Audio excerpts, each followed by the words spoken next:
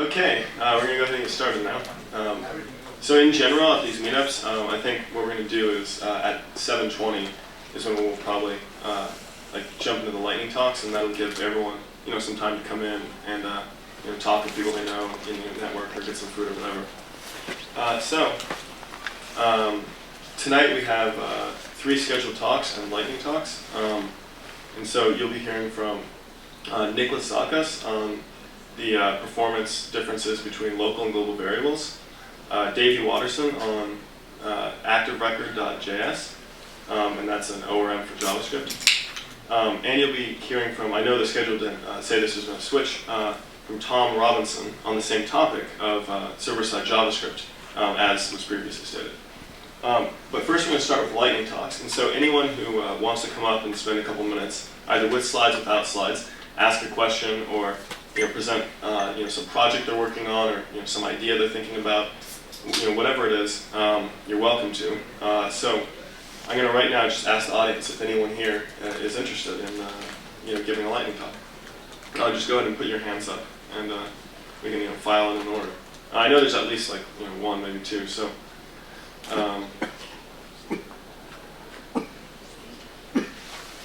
So I guess I'm going to have to, call you up first, Jim. Jim Poles will be talking. Well, he'll tell you. All right, first, I'm without the correct adapters for this thing, so does anybody have a machine I can borrow? Sure. Get the right adapter for that one. Did you, what do you need to present?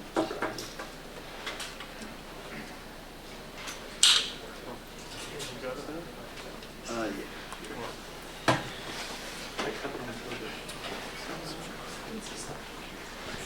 So all this, just one quick note, we are videotaping these and we're going to be putting them on YouTube. If anybody has an objection to that, just let me know and we can edit you out of the tape. Otherwise, if you have any other questions or anything like that, just let me know. I'll be in the back. Thank you.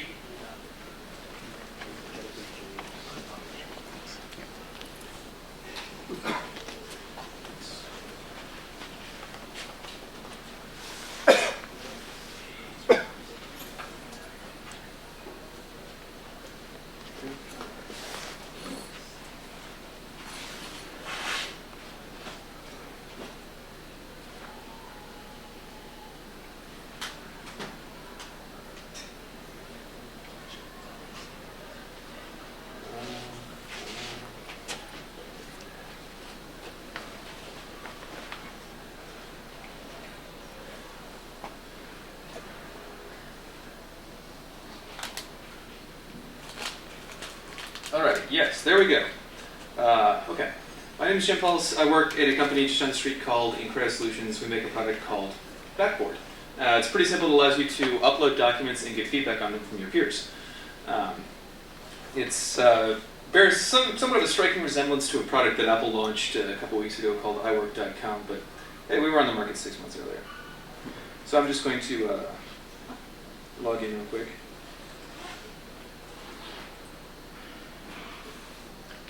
And I actually have my slides on this very site. Sorry for the delay.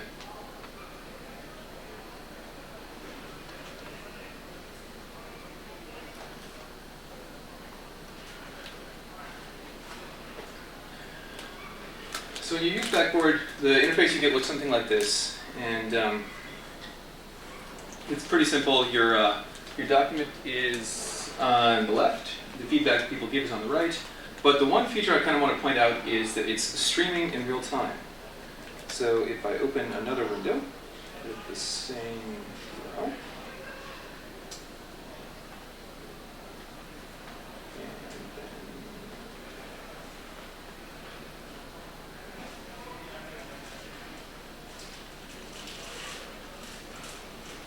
looking kind of side by side. What you're looking at here is the same document in 2 different windows. So you've got the same feedback column on the left and the right. And so if I came here and I left feedback and I said, hey, this is awesome, and I hit save, it shows up in the other window, well, instantly. And this is much better than, say, waiting 5 minutes for the page to refresh or having to go and mash on the refresh button. And the reason that Michael and Mario asked me to come talk about this was because this is implemented using a little program called Orbited in the background. And Orbited is if you're not aware of it yet, is a Comet server that sits on one end of a connection and proxies TCP connections. It's using Stomp and to do the communication. And it's a very simple protocol, and the entire thing took all of 2 days to implement. We talked to a lot of other people about their new fangled Web 3.0 Comet apps, and they said, oh, but it was so hard to get it to work in all the other browsers and all of that. And we found that it was quite the opposite. We just kind of plugged Orbited in and said, hey, do your thing, and everything just worked. And it's amazing the difference this makes for the feedback environment. People just go and it's like using a chat room. You don't have to wait, it's real time. You can even just keep a conversation going with somebody on the other side of the world, and it all just works really well. So I guess that's all I really have to say. This is a lightning talk after all. Does anybody have any questions? So how's adoption going with this, with Backboard? Adoption in terms of? Like users, daily users. How's it? I mean, do you have a number of people saving a presentation? I mean, is this open to the public, or what's this? This is open to the public. This launched last May. We've got several thousand people using it. Everybody seems to love it. I don't know. The feedback we've gotten has been pretty positive, but who am I to know what people like to say about my site? Yes. What does the API look like from the JavaScript point of view? Let's take a look at the source code.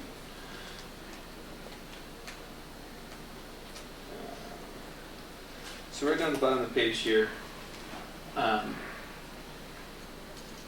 pretty much, I would say, hey, Orbited settings hostname is hostname, port, protocol, and then that's pretty much it. And there's another file where we do more kind of Stomp interaction, but that's more protocol specific. As far as what Orbited places on us and makes us do, it's really like 3 or 4 lines of code that we have to deal with. And then it's just doing a JavaScript API on one end, and in this case a PHP API on the other end. Really nothing to it. Anybody else? All right, thanks everybody.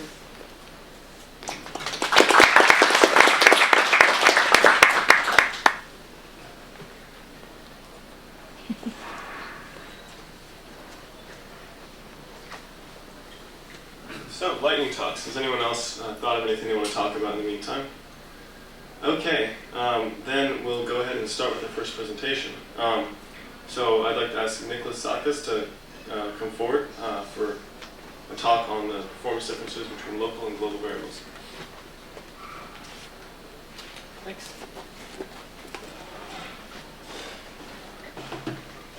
Hey, what's going on? How's everybody doing? I couldn't hear you. Awesome. Okay. So sadly, my laptop takes like 10 minutes to start up, and we're only about 2 minutes into that, so I'm just going to kind of wing it as we go on, if that's okay. I also have just to show you fingerprint reader, because my presentation is top secret. Just make sure that nobody else can get to it.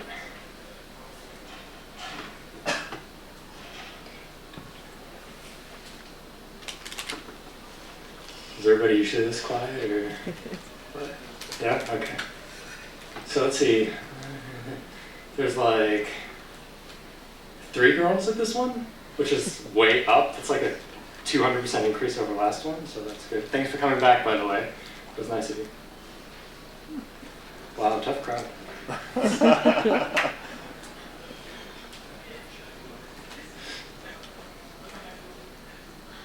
Sorry, many apologies about this.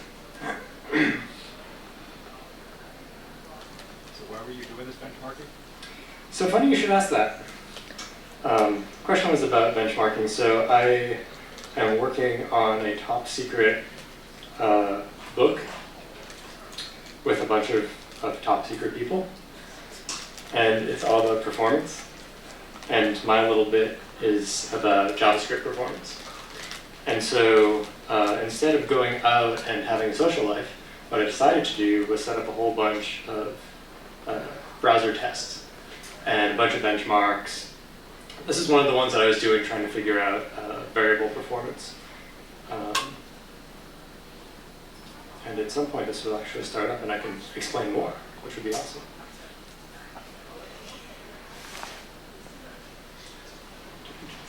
So basically, what I started going through was trying to figure out all of the stuff that everybody always tells us to do or not do, but nobody has any proof of why we should or should not do that, which I always found really, really annoying. Almost as annoying as my presentation not opening up. Did you benchmark OpenOffice? Yeah, and it failed miserably, except in the benchmark of price. And then it totally worked.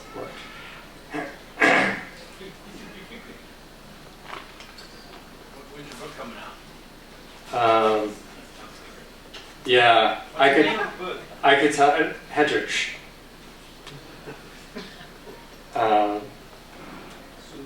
I'm not sure I'm allowed to say, so I'm just not going to, especially given that it's being videotaped. Hi. So, yeah, it's a top secret book. You'll probably know the name when it comes out. I think it's about June or so. But basically, as I was saying, you go along and somebody looks at your code and they find like a whole bunch of stuff wrong, right? And it's like being in college all over again. So they're like, no, like it's horrible. You shouldn't be doing that. And oh, like, did you really need to do that? That seems pretty stupid. And so the thing that I always heard about was global variables are slower than local variables.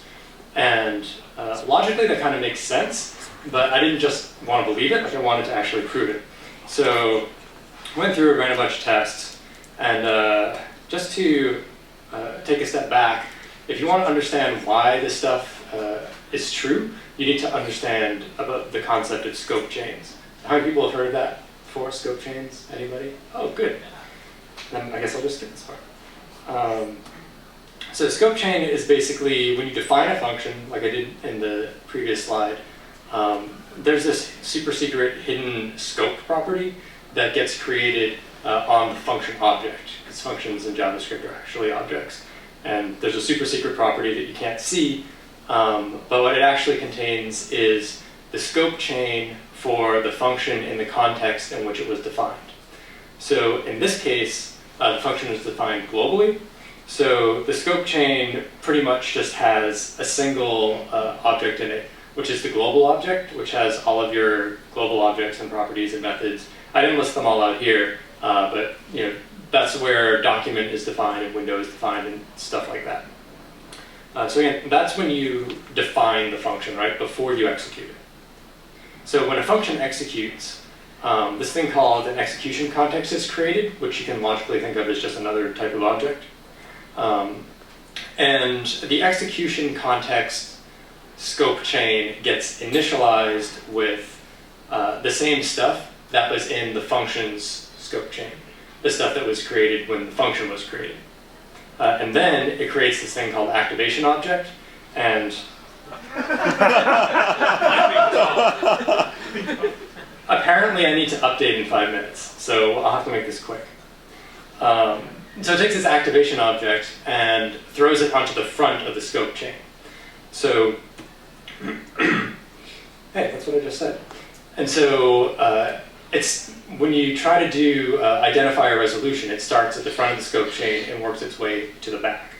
So another diagram, execution context is created, right? And so there's a scope chain associated with it, and starts out with the global object, and then it's going to add this activation object, which has everything that's defined inside of the function, right? So that ends up at the front.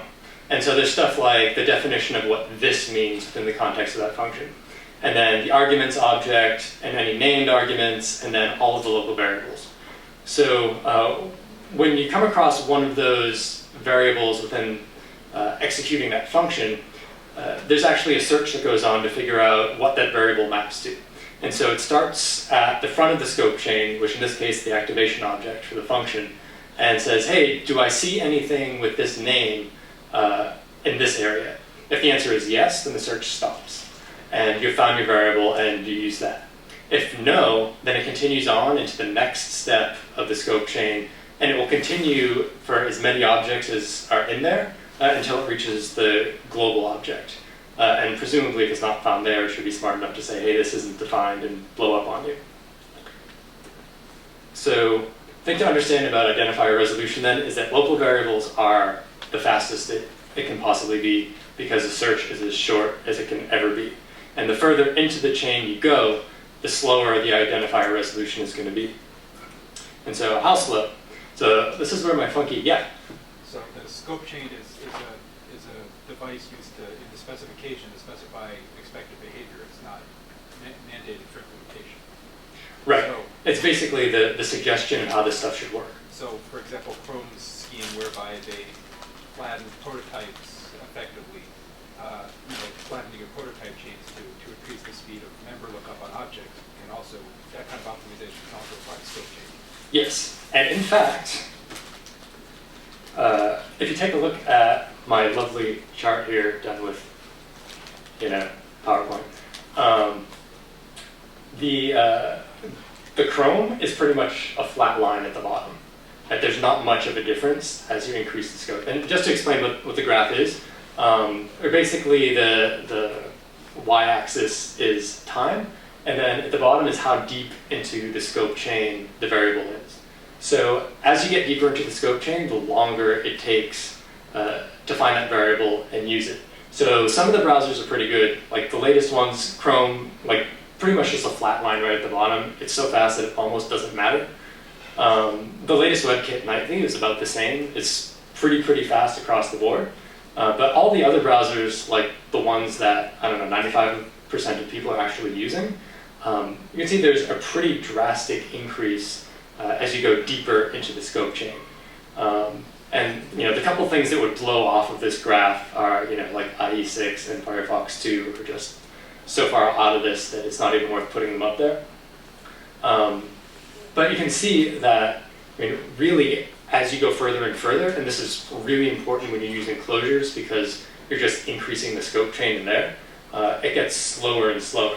And so this is for variable reads, and the graph for writes is pretty much the same. Like, there's very little difference. We'll just do a little back and forth here to show. See, nothing terribly exciting. Back, forth, back. The kind of interesting thing that I found was, Firefox 3.1 is supposed to be like way faster than anything in previous Firefoxes, and it really is at the first location in the scope chain. You can see that's the yellow line there. As soon as you get to the second level, it jumps, like dramatically.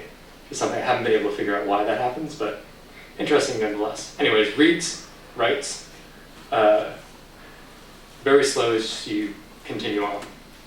So what do you do about that? Basically, if you're going to be using out-of-scope variables, then you should store references to them locally. So like any global variable or anything that is located anywhere other than the most immediate object in the scope chain, it'll really help you if you store those locally in variables. And the big thing too is to avoid the with statement.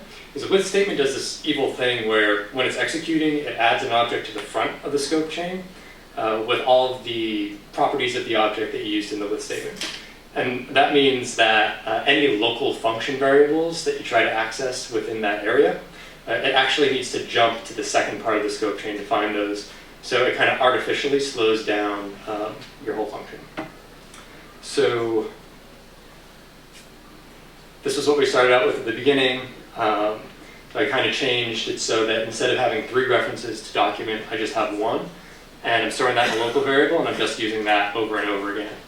And that's really the type of stuff that you should be looking for. And that's kind of it. That's me. That's my blog that is currently down because I neglected to renew my domain name. It should be up within the next 48 hours according to Network Solutions, so then you should definitely go visit it. And this is my not super secret book that you should go out and buy. And that's it. Yep. Did you time local function parameters versus function locals? Very good question. I didn't, but I think I'm going to go home tonight and do that. Your blog's up. So, what's that? Your blog's up. It is? Yeah. Sweet! Go to the blog now. Network solutions came through. Yep. Did you ever look at anything like ActiveRecord, or was it just browser-based JavaScript? I was just looking at browser-based, although I would expect to find similar results there. How are you actually measuring those milliseconds? So I use the age-old tactic of running things in loops like hundreds of thousands of times, and then averaging it out across a bunch of different runs.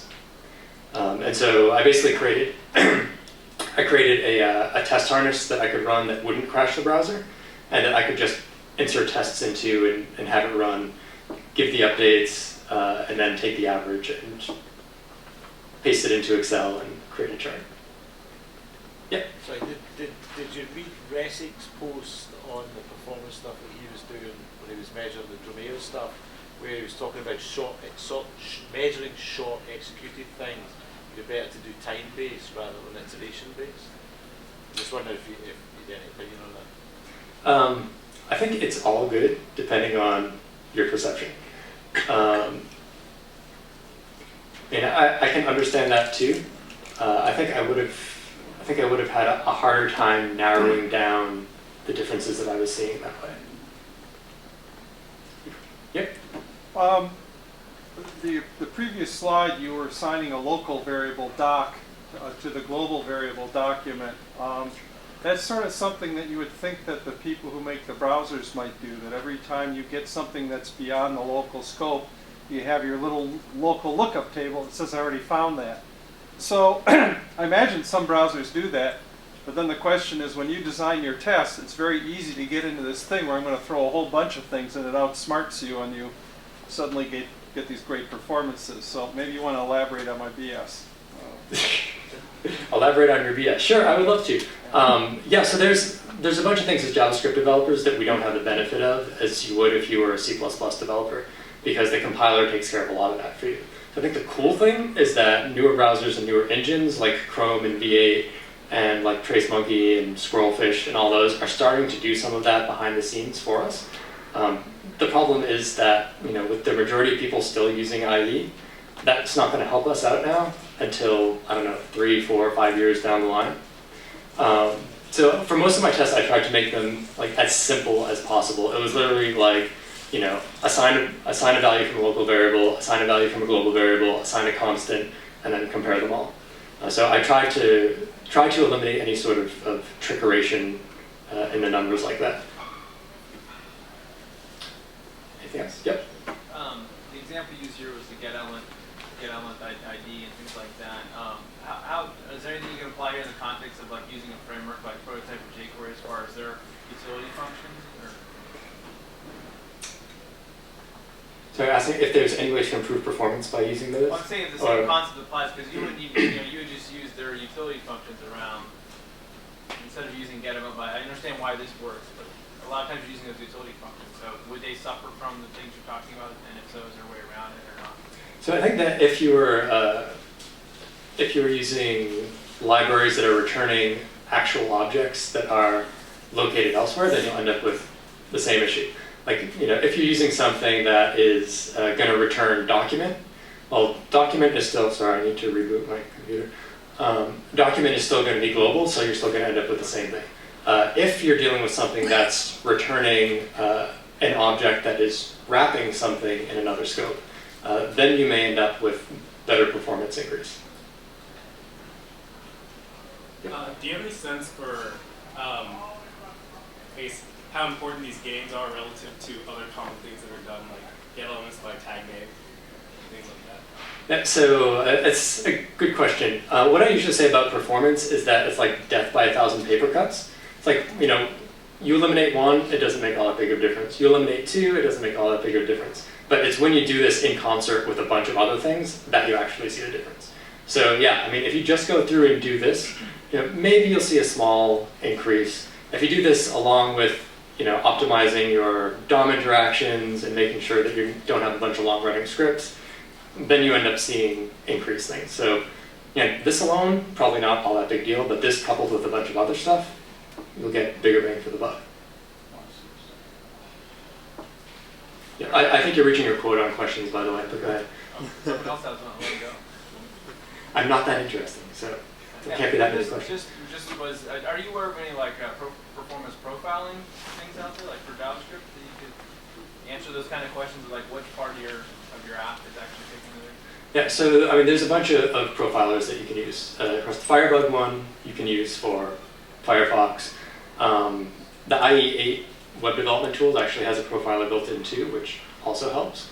YUI has a targeted JavaScript profiler, and what it basically means is you have to tell it specifically what you want it to profile, and then it'll profile for you. There's actually a couple of commercial products that I've seen as well that I don't remember off the top of my head, but I've used all of them to try to track things down. Perhaps the Firebug one the most. And I'm sure that there's going to be more coming too. I'm sure that WebKit and Chrome will end up having something soon for that too. WebKit does actually. There you go. It just happened right now as I was talking. That's how quickly. Anybody else?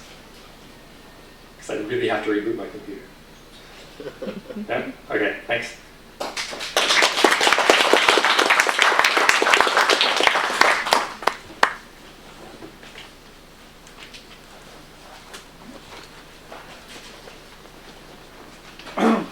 Oh, one last thing. Now that you're leaving. What? You don't have to reboot your computer for permit. You were talking about all these things about scope change, execution context, blah blah blah blah blah. What books? That's actually a really good representation. Yeah. What books cover this clearly? I know Flanagan comes close. Is there anybody? Did you see my last slide? His book, JavaScript for Web Development. Second edition. NCZ Online, I bet you there's a link from The there. ECMAScript tag also. Okay. And Sample chapters? the site may actually be up. Oh. Okay. There's actually a sample chapter up on the YUI blog. Right. Jeff Crawford has a really good book. Yeah, it's a JavaScript the good book. Oh yeah. All right, so I'm going to take a moment here for something I probably should have mentioned earlier. I'd very much like to thank Google for hosting us and providing snacks. And especially I'd like to thank Trevor Johns, who's our host between, our sort of ambassador between Google and our group. He's in the back. And so as it turns out, we can't come here unless there is someone from Google who's like running the thing. And so it's not, they just spend their own time and come here. And so I'm really glad he did. With that, we have our next talk. I'd like to welcome Davey Waterson from Aptana, who's giving a talk about ORMs and JavaScript, specifically ActiveRecord.js. Thanks, mate. Evening all. See if I can get this doohickey wound up. So I had a really cute little netbook that the VGA port is now all pink for some reason, so I resorted to an IDM.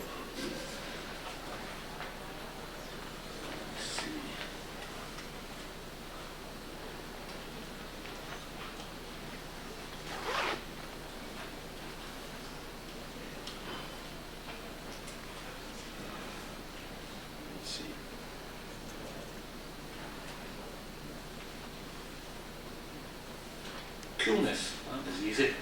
Okay, so I'm Davey Waterson. I'm going to be talking about ActiveRecord.js, which is essentially a JavaScript implementation of the well-known ActiveRecord pattern. The presentation is quite short, so it shouldn't run for more than 15 minutes, and we do actually have some real code, so hopefully that's good. So ActiveRecord.js was released, I believe, in beta rather than final just about a week, 10 days ago. You can get it from ActiveRecord.js.org. It's a JavaScript ORM developed by Aptana, but it is an open source project. We're hosted on GitHub, and we're hoping to develop and build a community around it. We've already had at least one sort of contribution and things, so that's quite good considering the short life of the project. So how many people here are familiar with ActiveRecord? That's probably what I thought, that's fair enough. So I'll take you through some of the basics of ActiveRecord, very generic, so it won't take too long. So ActiveRecord was a phrase essentially coined by this chap Martin Fowler in his book Patterns of Enterprise Applications, and his kind of gobbledygook term for it is an object that wraps around a database table or view, encapsulates the database access, and adds domain logic in that object. Now, you can rephrase that a couple of ways. So here's a slide that just kind of says, well, what does that really mean? An object-oriented abstraction for manipulating databases. So the database just looks like an object. Or you could think of it as a DSL for relational storage. So you have, you know, a domain-specific language that just looks like what you're operating in. A form of ORM. The idea is it removes the need for explicit SQL in the code, and you know, in the ActiveRecord, for instance, in Ruby on Rails, it provides more or less the model in the MVC framework. So it's become very popular. There's a bunch of implementations out there. Obviously, the most popular, well-known, would be the Ruby on Rails, or as my mate Ian in the office calls it, Ruby on Fails. And that, you know, that's kind of the canonical implementation. There's a .NET called Castle, which I hope nobody uses. PHP, Cake PHP, very popular again. And now, of course, there's JavaScript, ActiveRecord.js, which is ours. And you know, there's a whole bunch more. You know, if you search on Google for it, you'll find a lot of them. So the JavaScript, ActiveRecord.js. We've done this in JavaScript. The thing runs pretty much anywhere JavaScript runs at the moment. So you can run it IE, Firefox, Safari, iPhone. You can run it in Air. You can run it, you know, in Jack's, our server-side product, and also Google Gears. So you can have the storage engine or your model all persistent in the browser. That's kind of fairly useful. So the features of this, we have JSON models. So you define models for the database, essentially just as JSON objects.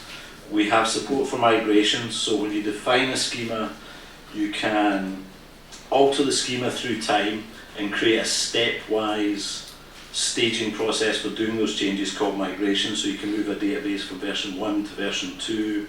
If you get an update, you know, it'll apply the changes. You can actually apply them in reverse and downgrade to a previous version of the database. There's a bunch of lifecycle events. So if you have an object that you store in the database, you can trap before it's saved, after it's saved, etc., those type of things. Just making it fairly easy to wire in, you know, callback functions and stuff for when those things happen. You can automatically wire in data validation, again, you know, either specifically using some validation metrics or within the lifecycle events. And various relationships. We've got belongs to, has one, many. We will be implementing some of the more complicated things like has many, through, and sort of the sort of polymorphic relationship possibly later on, because essentially this is a very early release. And we've also got a capability to do virtual storage. So if you're not running in a browser that supports Gears, you can actually mimic the same storage API through essentially native JavaScript objects, just kind of, you know, residing in a big hash somewhere. Okay, so this is the bit of it. So now I'll just take you to a very, very quick example and show you some of the code, give you an idea for what it looks like and what it feels like to use it.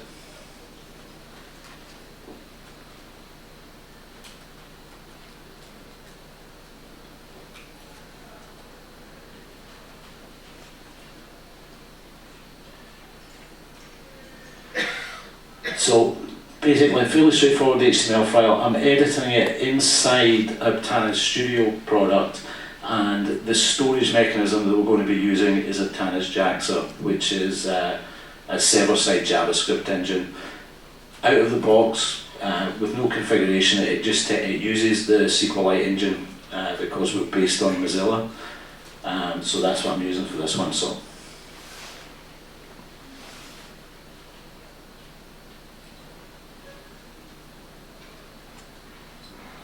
So the first thing I do is basically create a connection, and we're using the SQLite adapter there, as you can see. So ActiveRecord Connect, and just a factory for the adapter. Now, in order to do the development, I've just got some basic execute statements just to clean up the database every time I run it, but you don't normally need those. Can you increase the font at all? Can you increase the font at all? Font? Probably. Just a little for my old eyes. You could move to the front. But I'm eating that loud, so I didn't want to. No worries. How's it going? Excuse me while I navigate through Eclipse's Byzantine menus.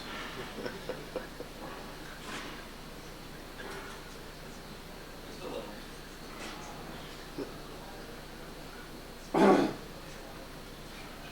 Thank you. More? That's enough. Oh, damn. I can move on. I can move on if I need. Well, I'll put it on to. It's just I'm not sure whether it will be clear on some of the later lines. I'll try it on 14. We'll see how it goes.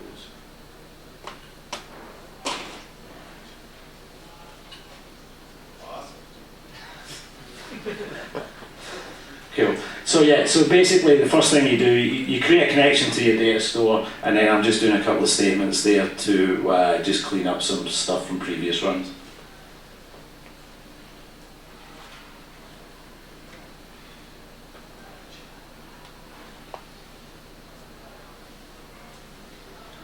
So we have, I added a little print function just so that you can see some stuff on the screen, effectively a little logger. There are some built-in logging capabilities that will figure out whether you're using Jax or Firebug or Air and hook itself into its own particular logging functions, but the little print function is fine. So if I preview that, I get an error. Wonderful.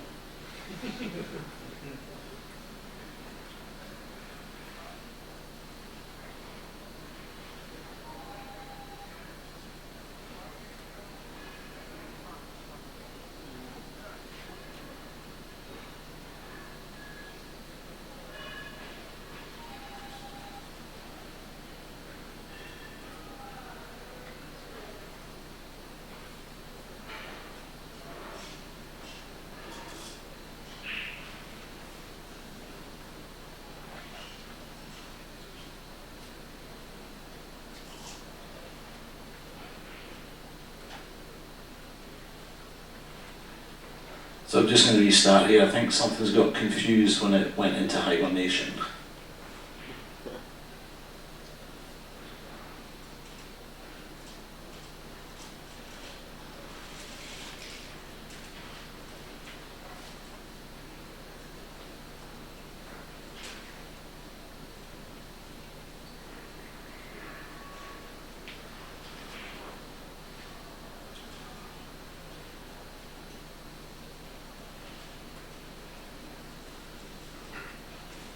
So this is another very slow IBM laptop. Today's presentations are not a particularly good ad for IBM. Any questions while I'm waiting for this to come back on? Friends don't let friends do Windows. Yeah, I'm normally an Ubuntu user, a real operating system. So the bottom line is you're using a storage engine on the client side, right? For this demo? No, this demo is using the Jaxer storage system, so it's all stored server-side JavaScript.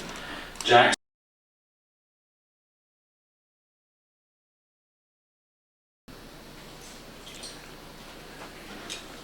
So just creating some articles, some users, whatnot, and a little bit of preview down the bottom here. I'm using jaxer.db.execute, which is Jaxer's internal method for issuing a SQL statement.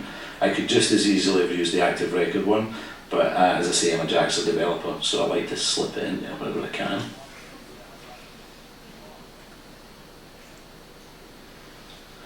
And we can see that the last two entries in the output there are essentially just SQL execs from the database showing you the output that the stuff was actually put into the SQL database.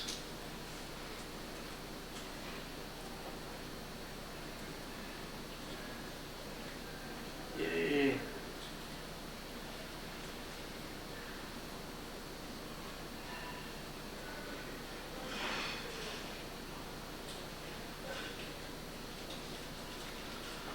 So here we're using find by title. Again, this is one of the dynamically generated methods that the object gets because it has an inherent understanding of the schema. It knows that there's a title field, and so it gives you the capability to do a find by title.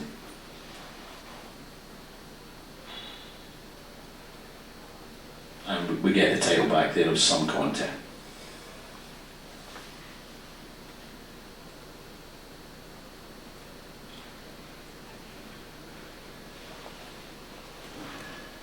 So this time what we're going to do is we're going to just set the author ID on the found article so it moves from the original assignee to the new person and just do another query.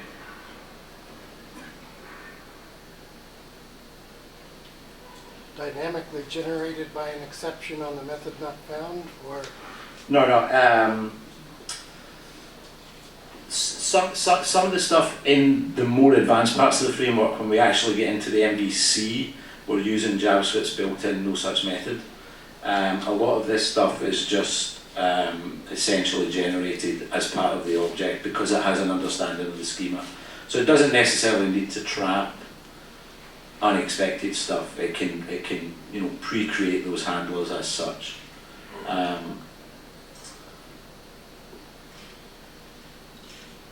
Yeah.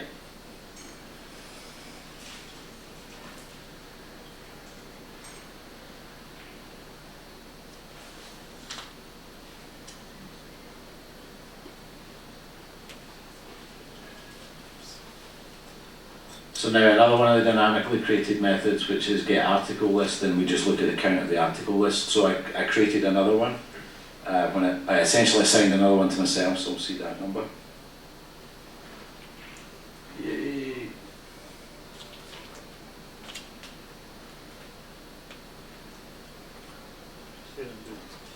Thank you. I really can't use a trackpad very well at all. And we can see that there's 2 articles assigned, and there we get that back.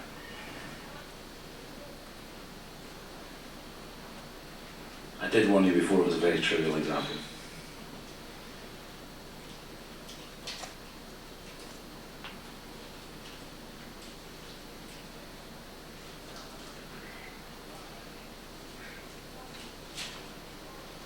So you can see that we can get, a set of results back, and we can access them by index, and they're just objects, the same set of methods and properties as the initially created object.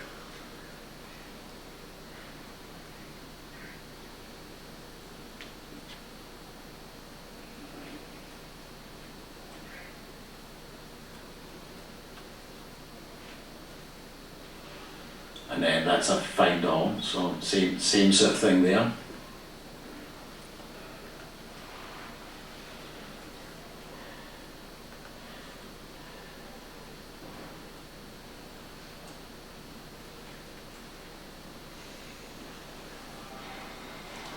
So as we go down, kind of repetitive at the bottom, but it was just 2 different ways to essentially get query the same data out of the database. Now, the thing here is, of course, now that we have all the code,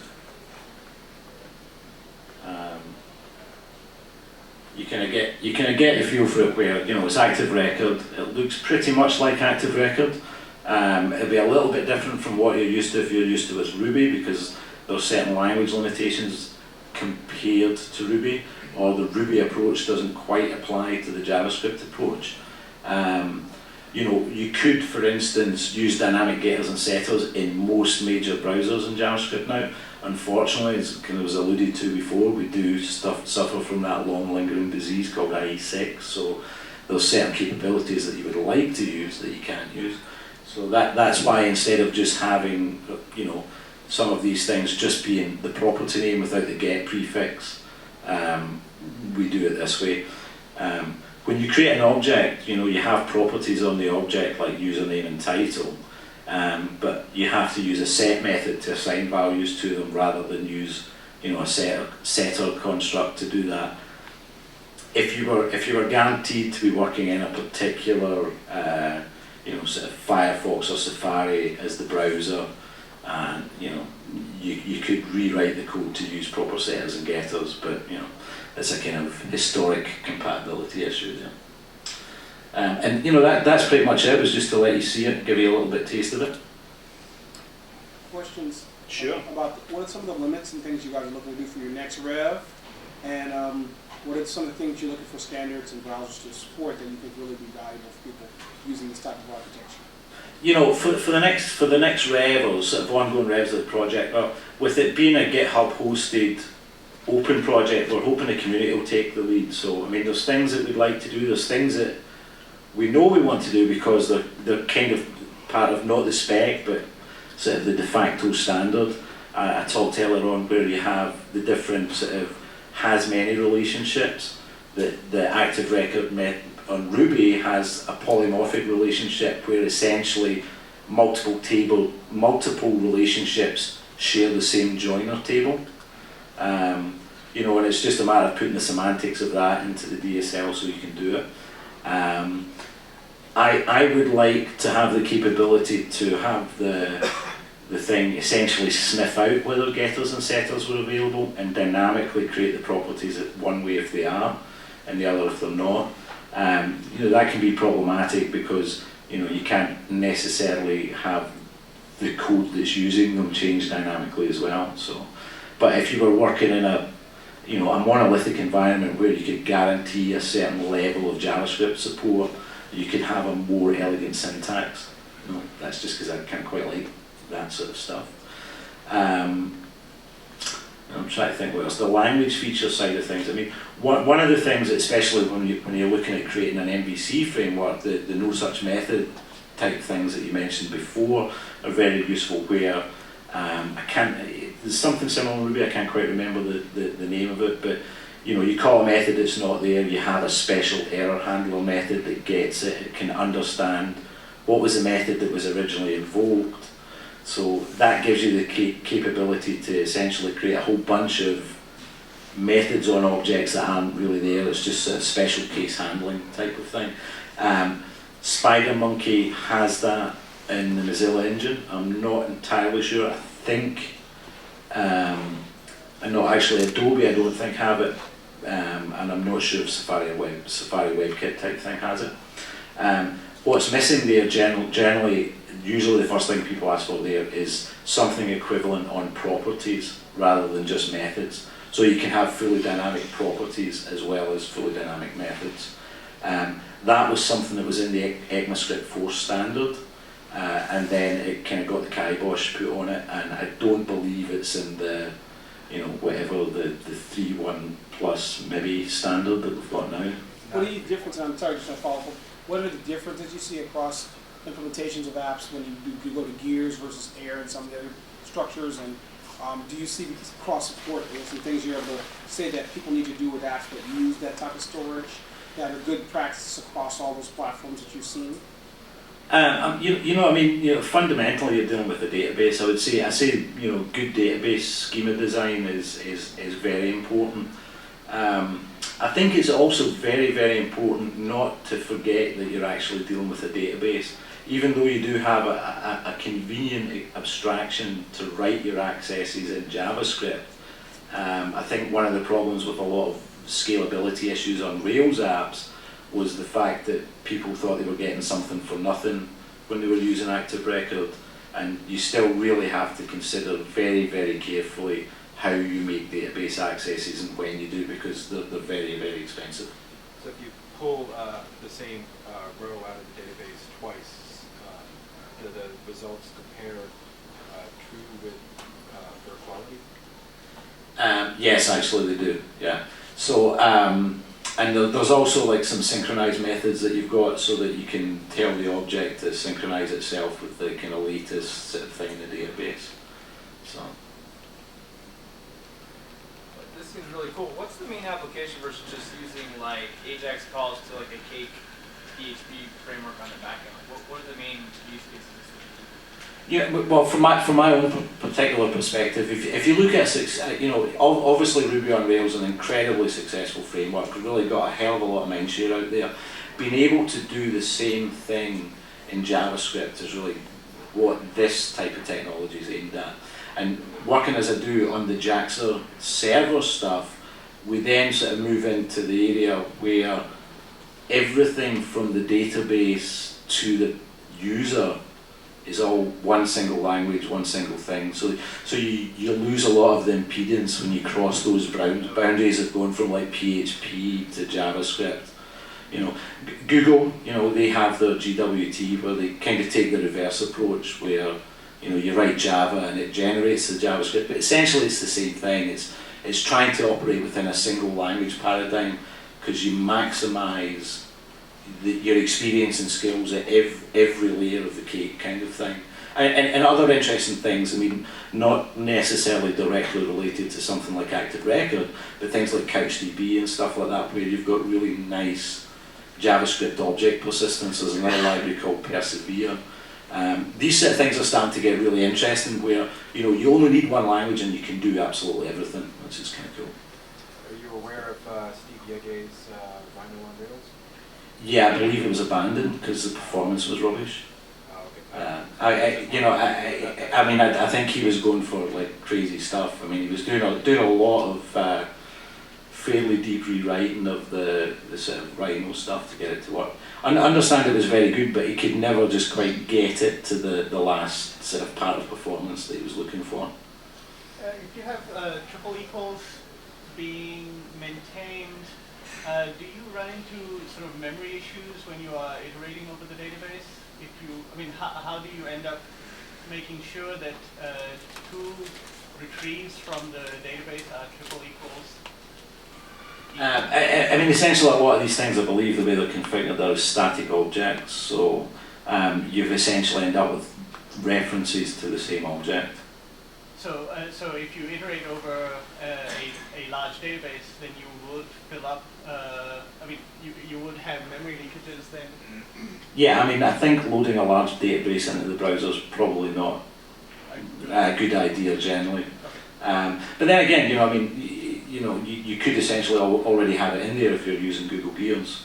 Or you know, just the browser storage already. Yeah. Yeah, because like if you're gonna really try to serve, or running into this with like 10 data point issues, if you're gonna really serve data to mobile users on FlashRun who already got super speed because they got that available, that's the only place you can do it. You've got to use their resources. There are a bunch of, I'll get to in a sec, there's a bunch of interesting things you can do with this. In a previous company I was at, one of the big problems that they had to deal with was things like sales reps where you have, centralized data having to be locally synchronized, and they can do, Google Gears addresses a lot of that, and the idea of having some kind of MVC framework where the models and the controllers can dynamically live on either the client or the server, where it makes more sense for that point in time. Starts to be a very interesting area to explore. Having a user cloud, a user contributor server cloud is like, especially when you have asynchronous data. People are getting slammed and they don't know why they're getting slammed. It's because the mobile guys are all on in-memory databases and the users are like 10x more, and you're trying to keep up. You're always going to have this. Sure. And actually on the asynchronous stuff, we're going to support the HTML5 sort of asynchronous specification, which is a kind of interesting thing because it's an entirely different approach compared to, it's not your grandma's database type thing, right? So we've got a lot of kind of invention to do in that case rather than just implementation, which is interesting. But it's an architecture like for setting it home. It's the only way you do it. If you don't realize that that's why people are bringing in things like AMD with memory GPU processing, OpenCL, and browser-based in-memory databases. You don't realize that, you just have missed how you can distribute architecture, because you cannot buy enough servers.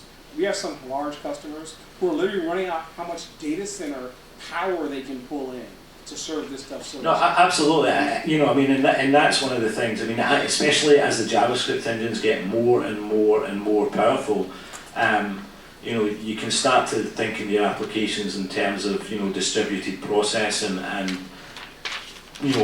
offloading a lot of that stuff to the client because they have the horsepower to do it, and they scale linearly in that respect rather than you having to deal with some kind of exponential user thing. Sorry, there's a fella at the back. I'll get you next. a lot of the existing like JavaScript frameworks like Dojo have class mechanisms and things like that. I'm wondering if you've given any thought to interactions with your object hash system to sort of work out of the box with things. No, we've not really done much in terms of the main developer on it, a guy called Ryan. He's got a fairly strong Ruby and Rails background, so at the moment we've really looked at the Ruby side of things. As far as libraries, I know that he does a lot of prototype stuff, so it'll probably work fairly well with prototype, and by extension I would think Scriptaculous. But we are fairly strong in terms of namespace stuff, so we wouldn't bleed over and break other people's libraries. And again, we're kind of falling back on the community thing. You know, hopefully Dojo users will pick it up, find a use for it, and you know, implement those cool hooks that they want into their type of library. You said that it was aware of the schema. How does that work? Can you talk a little bit? Sorry, aware of? It sounded like the objects are aware of the database schema. Yeah, I mean, well, essentially when I was looking, I'll show you the code again. Oh well, if this thing wakes up.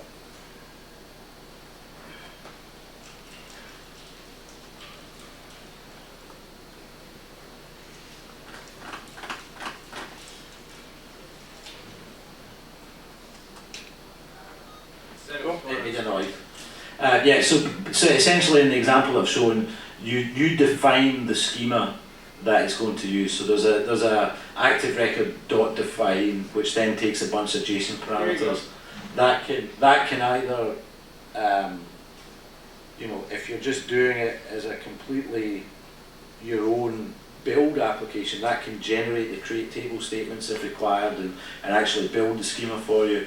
Or if you're sitting on top of another already existing schema, it will be able to look at that. There'll be some caveats involved in that. I think the main one being every schema, and this is something similar to the Rails type thing and playing a bit to its heritage somewhat, they all have to have an automatically incrementing ID column, and beyond that it can be kind of pretty much anything else. About 10 minutes probably. You can look at the lovely Windows screen. If I had an application and I wanted it to use this kind of on the client, so that I had using SQLite in the browser as a persistent store, and then I had an in-memory store, so basically treating it as a write-through cache. Is that possible? Or? It's definitely possible. I mean, you know, it's unexplored. We've only been around for like a short period of time, but my understanding of both those technologies, I can't really see anything that would stop you doing it. I mean, you may have to write the layer to do the persistence from the in-memory to the main database, or to the gear store or whatever. But there would be, it's possible to kind of implement a driver. So you're kind of thinking in terms of an in-browser mcache for the SQLite thing. Maybe if you've got one connector which returns a table object, implement that interface in one way which ports to both, and then implement an in-memory one, and then use the actual database. Yeah, I mean, in a sort of similar but not quite the same vein, one of the changes I've been putting in this week is so that the Jaxer database connector, which in my example, that doesn't look promising.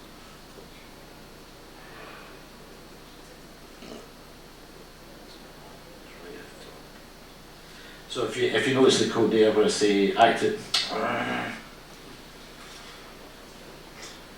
I'm going to get an apple. I'm not. What if it's free? I'm still not. I'm quite happy with my Ubuntu. So the Active Record adapters, Jaxer SQLite, where we're specifically choosing a storage engine on the back end. One of the changes I've been putting in this week is if you've got your Jaxer configured for MySQL, if you've got it configured for SQLite, it'll just figure that out and it'll do it. And you can actually do ActiveRecord.connect without anything, and it'll try and find something to do. And I'm not exactly sure the order. I would expect it probably looks for Jaxer, then gears, then uses the in-memory object.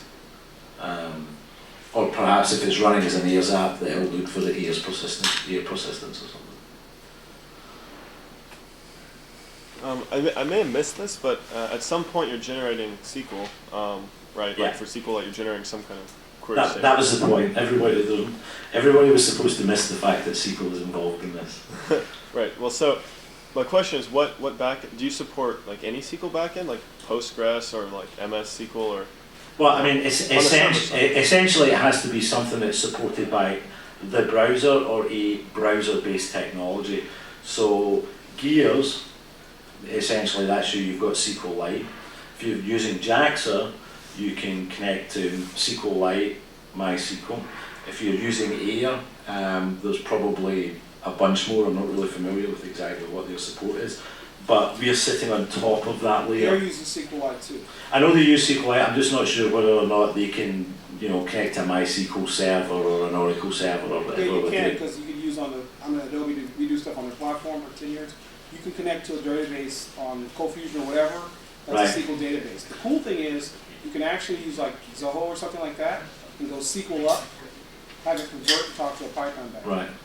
So it just depends on that level of abstraction. So if they have some connector where you can execute SQL through that connector, we can execute SQL through. But as I say, currently we support MySQL and SQLite essentially as the databases. Others could be implemented dependent on, to be honest, most of the SQL that's generated is pretty much standard SQL 92 stuff. It should run just about anywhere.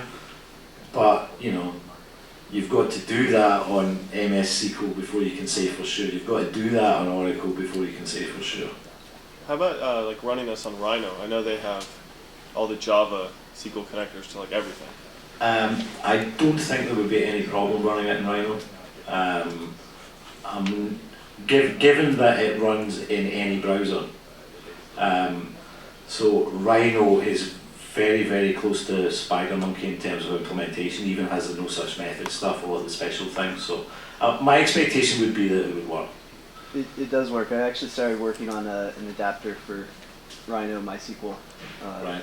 It's still in progress, but it works. Yeah, I couldn't see, I would be surprised if it didn't work. Yeah. So what are all the types? You're not specifying any type for like full name or title or SQLite. There's the object that I pass in there where I'm just saying blank.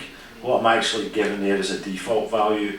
That can be a JavaScript object with properties defining type, size, all your usual SQL column stuff. So, pretty much whatever you want. Have you ever seen Jester.js? Jester? Jester, yeah, it's a couple years old now. I think it's an abandoned project, but basically it tried to do this, hooking it up to Ajax to communicate with the database on the back end. Right. I mean, terrible performance issues and it was horribly slow, but the idea was there. I think a couple of years ago it was much more difficult to pull stuff like this off. I mean, you're in a much better understood problem space these days with the sort of behaviour of the JavaScript engines and how you deal with sort of XHR latency issues and all these kind of things when you're doing that. So I mean, there's a lot more tried and trusted techniques for achieving those kind of things than there used to be. In that vein, is there any kind of active record convention for dealing with continuation-based handling of rows in the database? So that if you wanted to do it asynchronously. Well, we are working on the HTML5 spec for asynchronous stuff. So I'm not exactly sure how that's going to pan out in terms of what the implementation looks like. But I'm just going to switch that off. But a lot of the methods where it's talking about the lifecycle methods, they give you the ability to put JavaScript hooks into certain events in the process. So after save, before save, you can give those a callback function. That will get involved at the right time. So maybe that's some of what you're getting at. If you're doing something like find rows instead of expecting it to return the rows, so that the implementation has to somehow block until those rows are available. Say on these rows do this. I could certainly do that with a JAXA type implementation. I'm not quite sure how you would go about it browser side. I suppose you could do it with Google Gears, provided but I would think you would have to build a fair amount of the management code yourself for doing that at the What we're moment. doing But I mean, it would be something that, you know, certainly we would look at.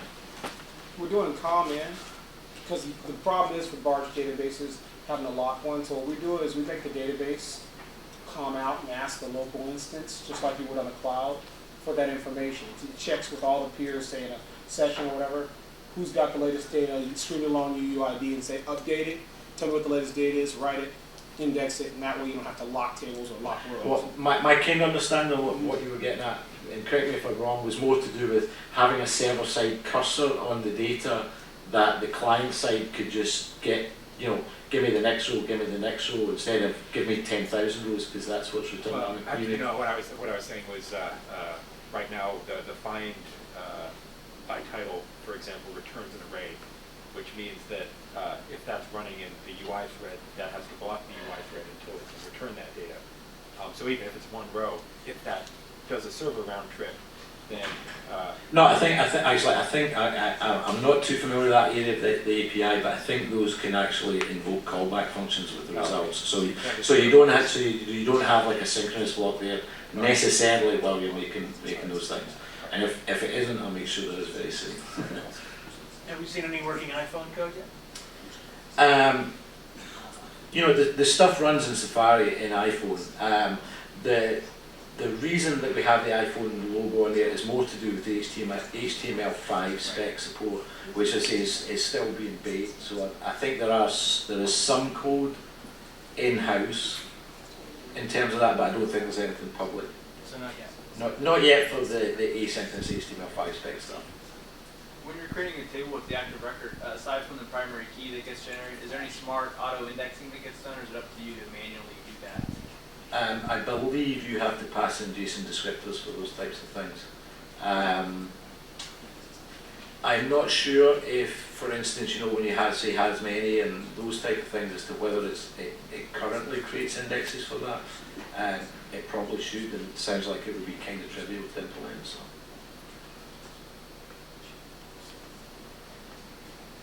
We done? Okay, thanks for putting that on.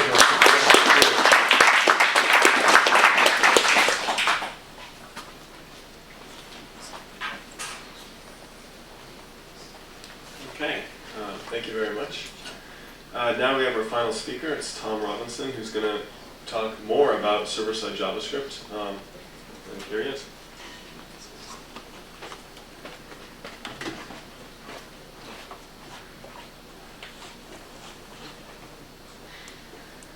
Hi, I'm Tom Robinson. I work for 280 North. We have a couple of things we're working on. One is a product called 280 Slides. It's basically like a presentation creation tool that runs in the browser. And I'm actually presenting with it right now. And the other thing we work on is called Cappuccino and Objective-J, which we use to build this. And for some reason,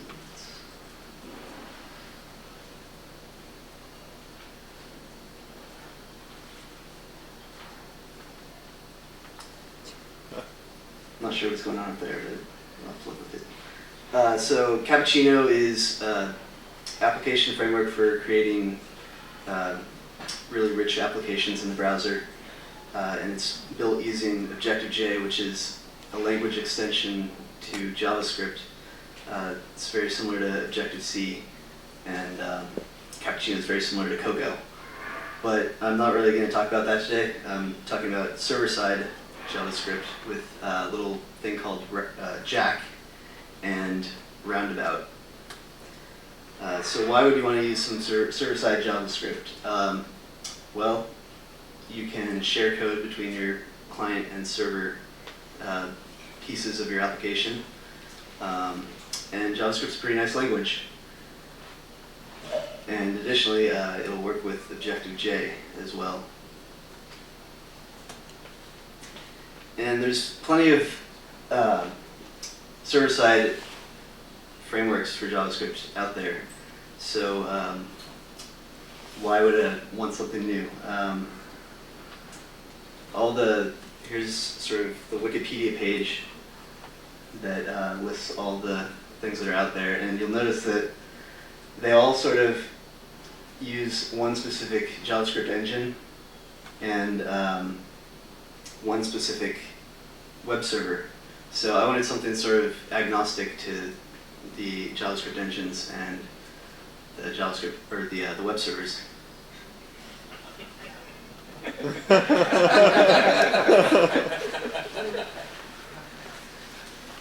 Anyway, so that's why I created Jack. Sorry, Jack is basically a port of Rack, which is the Ruby thing that does this. It sort of hooks up web servers to Ruby applications and frameworks. It's the sort of connector between them. Rails uses it, and all sorts of Ruby frameworks use it. So Jack is essentially that. It's also similar to WSGI for Python, which Rack was actually sort of inspired by. So Jack consists of sort of adapters to these different web servers, and also a bunch of middleware that sort of lets you do neat things like pre-processing and post-processing requests before and after they're handled by your application. So Jack applications are really just a JavaScript object that has an invoke method, or just a JavaScript object, or a JavaScript function itself. And it takes one parameter, either the function or the invoke method on the object. And that's sort of an environment which contains various environment variables, sort of the CGI type things, as well as parameters and that sort of thing.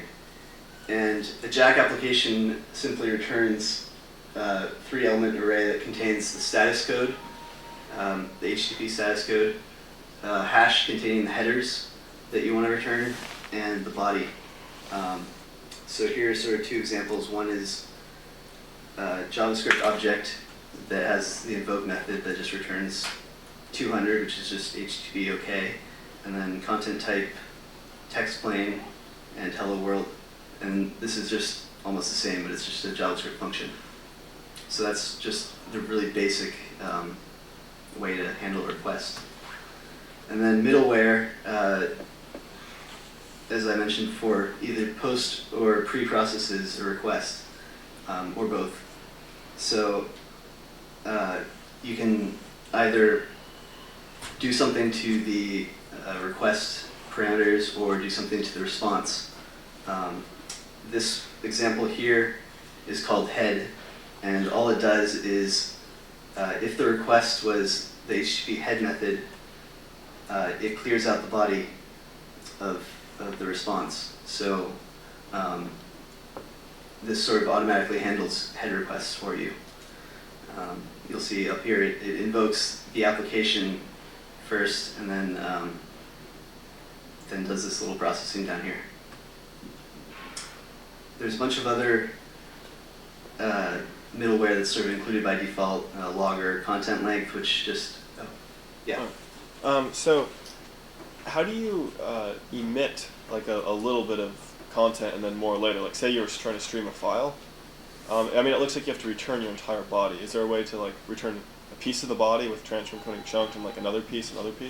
Yeah, I kind of glossed over that, but the question was how do you emit chunks of content bit by bit? So if you need to stream a file, how do you do that? I didn't mention it, but instead of returning just a string, you can return an object that responds to the each method, and that just iterates over, and it's basically like for each sort of. So it just Rack will call the each method on the body, and then in your each method you just call the callback function with each piece of content that you want to emit, and then when you're done you just return from that. So it lets you do things like, potentially you could do something like comment with this.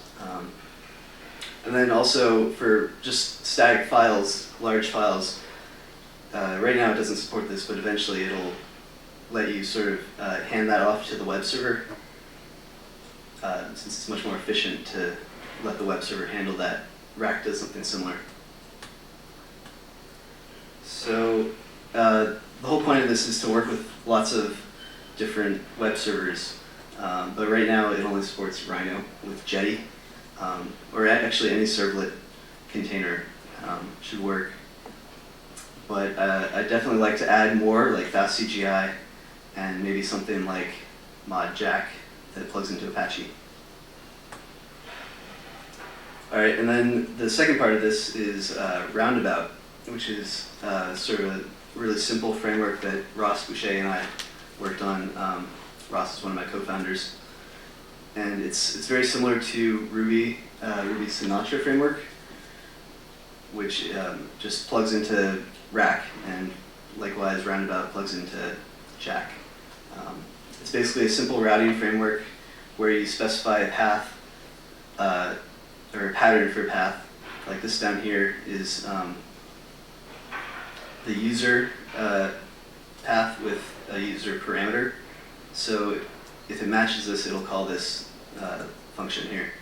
And then you can grab the matched name from the wildcards object here. So this just sort of matches that. And it just sort of makes developing really simple applications easier.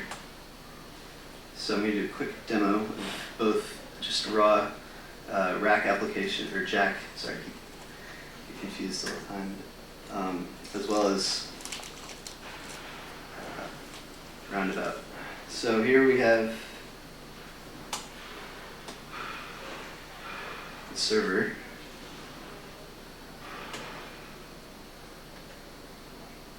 And I'm going to show you the code first.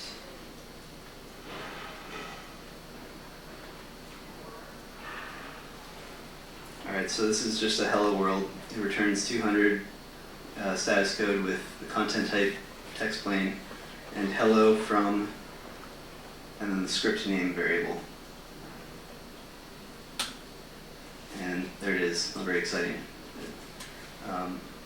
These are all really contrived examples, but yeah, they're just examples. The second one is just a silly little, I call it HTTP roulette. And this also demonstrates a piece of middleware called show exceptions, where if an exception is thrown, it'll display that to the user, which is nice for development, or you could do something similar for a production application. So if this random is larger than 5/6, so 1/6 of the time it will be, it'll throw an exception. Otherwise, it'll return just another simple response. So we're okay, bam. All right, that was that. And then the final one for Jack is called Lobster, and for some reason Rack's example application is called Lobster. So I'll show you that real quick. This is a slightly more complex example where it's just an object that has an instance variable count, and then when it's invoked, it prints out hello and then your name plus you are the count visitor. So you can see the parameter here is JavaScript Meetup. Hello JavaScript Meetup. You're the 0th visitor. Refresh, etc. All right. Moving on to Roundabout.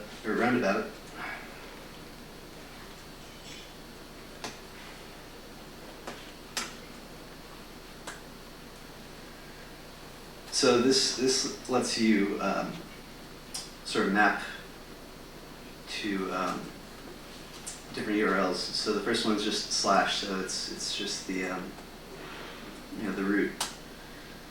Another simple hello world, nothing too exciting. Then we have the lobster one again here at /lobster. So Roundabout works with it works with either functions or objects that respond to invoke. So it's an application, but it's also a piece of middleware that sort of maps to URLs. So here's lobster again. Oops.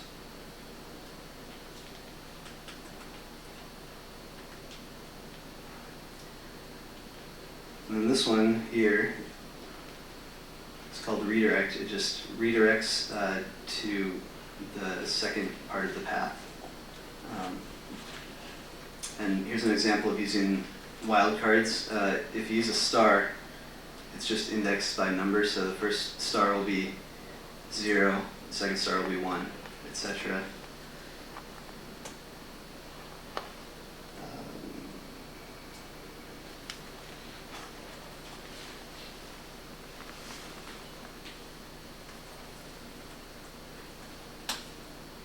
So they're just redirected.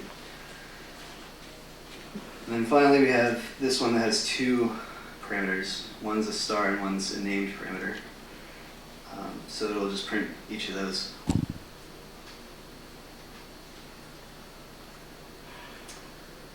There we go.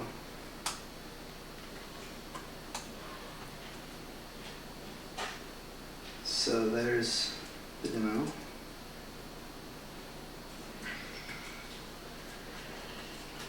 And there's some stuff missing from this. First of all, we need more web server support and more interpreter support. It's using Rhino, which is great because if you're familiar with Rhino, it's written in Java and it's sort of bridged to the JVM. So you can access basically any Java library, which is how we work with Jetty. It basically just calls a couple functions to start up Jetty directly from Rhino. But web server support and interpreter support are sort of the most important parts of Jack. More middleware. It supports all these back here. Some of them are sort of incomplete, but you can sort of file and static help you sort of serve up static files. The lint one checks to make sure your Jack applications are well formed, so that they're returning the right things, they respond to the right methods, that sort of thing. URL map, I sort of glossed over that too, but it's sort of similar to Roundabout, but it's a bit simpler. It just maps directly to different URLs. And then finally, libraries to go along with this. Just having this isn't particularly useful. We need things like templating, ORM, which is basically solved by ActiveRecord.js. So it's convenient that I'm following that presentation. As I mentioned, I actually started working on an adapter for MySQL in Rhino with ActiveRecord.js. So you should be able to just connect to a local MySQL server or remote MySQL server from Rhino using ActiveRecord.js when that's done. So that's about it. It's available on GitHub at github.com/tlrobinson/jack. My website's at tlrobinson.net. On Twitter at tlrobinson. And any questions? Yeah. You mentioned the sort of bridging through Rhino to the JVM. What sort of features are dependent on that? I mean, file system access. I guess you're using maybe JDBC connectors for your database stuff. Or? Yeah. So right now it's basically only using the Jetty server. So I'll show you the code for that. It's actually, well, there's not really any point in showing the code, but yeah, so let's see. Right now I'm basically using it for file system and Jetty and the MySQL thing.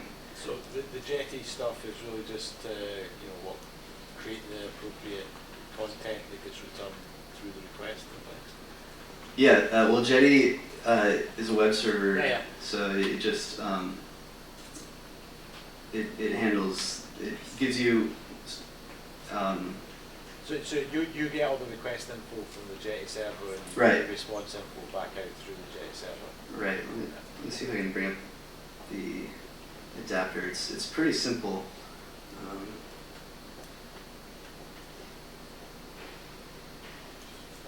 My ulterior motive is thinking about moving over to Jackson.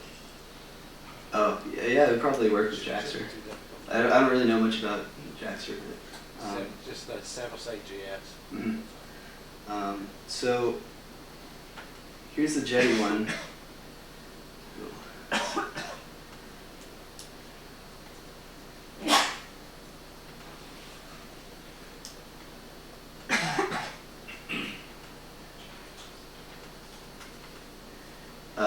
This is just exception reporting stuff, but basically just the servlet handler is really where all the work is done. So let me show you that. It basically just gets all the different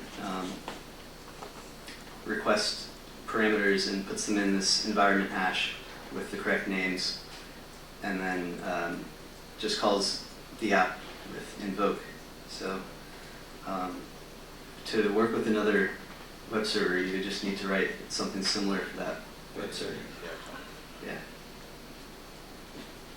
Any other questions?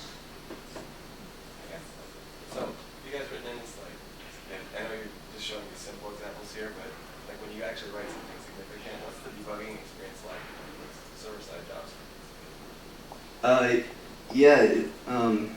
I actually just started this a couple weeks ago, so I haven't written anything significant with this, but I've done some other server-side JavaScript stuff with Rhino, and it gives you the entire backtrace of the whole Java stack, but Rhino also gives you a Rhino exception object, which just has the JavaScript stack trace. So it works pretty well. It could be better, but I mean, it definitely depends on the interpreter that you're using.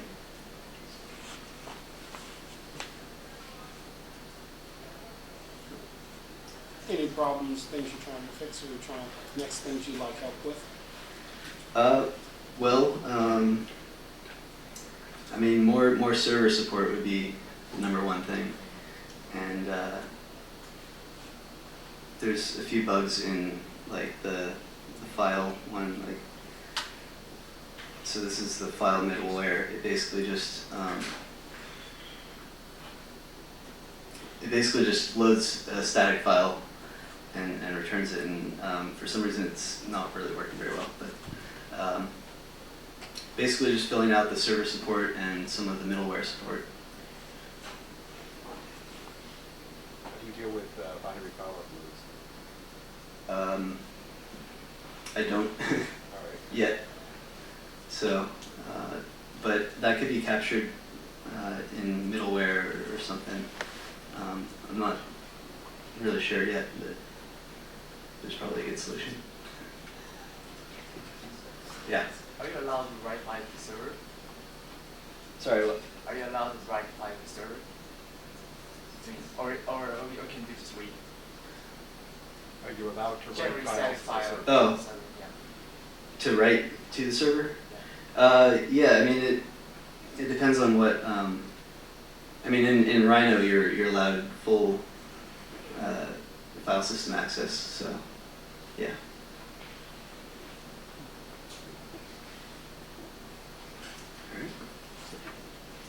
So it seems like, well, in Python, WSGI is like the baseline. That the only people who really care about WSGI are all the people implementing on top of it.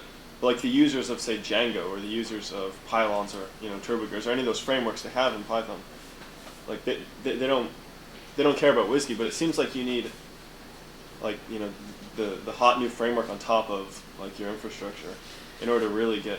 Yeah, definitely. I mean, we started out with this roundabout thing, which is similar to Sinatra, but yeah, that's very simple.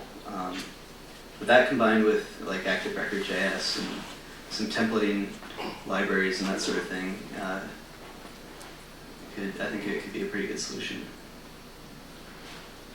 And also, I mean, I mostly work on sort of, I guess, thick client applications where most of the logic in the applications I write are on the server or on the client. So mostly I'm just sending JSON to my applications. So I don't really need a lot of templating and that sort of thing. But if other people are interested in that sort of thing, then I'd love for them to contribute. All right. Any other questions? Thanks.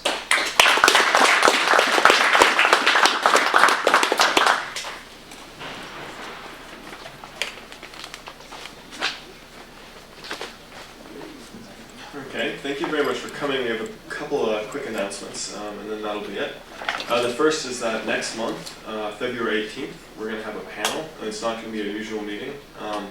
It's going to be a JavaScript framework panel, and it's a joint meeting actually with the Silicon Valley Web Builder group. And so we're going to have represented on the panel UI, Dojo, jQuery. Strangely, we have Gears on the panel as well. It's not really a framework, but it's Brad Newberg has plenty to to say. Yeah, I think that's the four. So it'll be really interesting. We're going to have links on the meetup page where you can ask questions before the panel starts. So if you have any questions about particular JavaScript toolkits or frameworks or whatever, go ahead and get those in there. And that'll be February 18th at 7 p.m. the normal time. And I believe it'll be here in this room. Though if there's any changes, I'll let you know. Yes? Did you want any other frameworks represented? Potentially. What are you offering? Tools? Yeah, sure. Send me an email and we can work it out. So Dan has an announcement. So I'll go ahead and give him the floor. I just wanted to let people know there's going to be a weekend apps camp. I don't know if you're familiar. There was one last year with around the topic of Facebook. So it was from a Friday night through Sunday night all weekend. People were building Facebook apps, and then they were demoing those to VCs, and the winning team actually got some FaceTime with the VCs out of it. So they're doing a similar one this year, the weekend of February 20th to 22nd. The focus this year is open social applications, and so they're going to have. It's going to be here at Google, and Google's the sponsor. Yahoo's going to be involved. High Five, MySpace, LinkedIn won't be involved because they're not set up to be able to launch apps over a weekend. You have to go through a long process with that. But I also wanted to mention that I'll send links to the meetup forum about this stuff. But if you're writing it down, it's opensocial.weekendapps.com. Registration's open. I'll see if I can get a code for 75% off for people in the meetup, and I'll post that as well because it's $40 right now to sign up.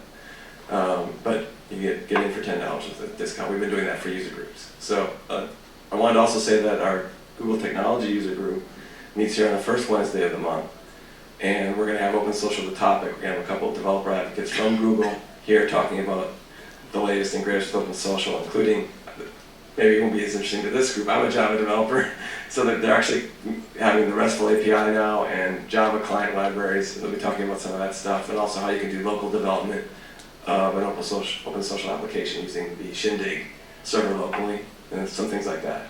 So it'd be a good, if you're thinking about doing something with Open Social, it'd be a good meeting to come to find out, and so you can actually get started before the weekend, because you can actually bring code into the weekend. So, I'll send links to the list. Yeah, and I just want to announce another meetup of one of the organizers of the SV Web Builders.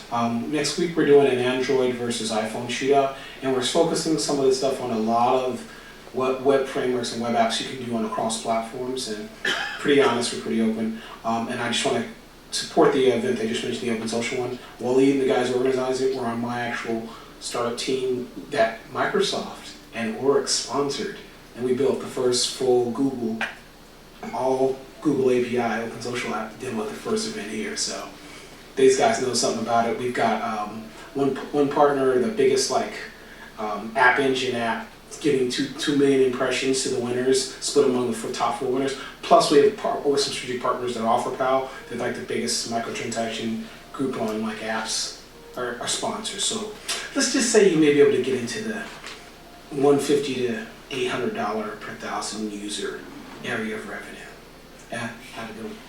And the event for SV Web Builders is next week, and it's the 28th. I think that's Thursday. I think it's $10, but hey, Thursday? nobody. Wednesday. Thursday or Wednesday? I don't know about days. I'm a numbers guy. Anybody? It's $10, I think, but hey, nobody's turned away. If I need to, I'll pay for anybody who needs to come. Okay, great. Are there any other announcements? If not, let me just thank everyone for coming out. Great to have you, and I'll see you next month. And if you ever want to talk at one of these meetups, if you ever have anything interesting about JavaScript to say, then just send me an email. It'll be arranged. Thanks. Thanks.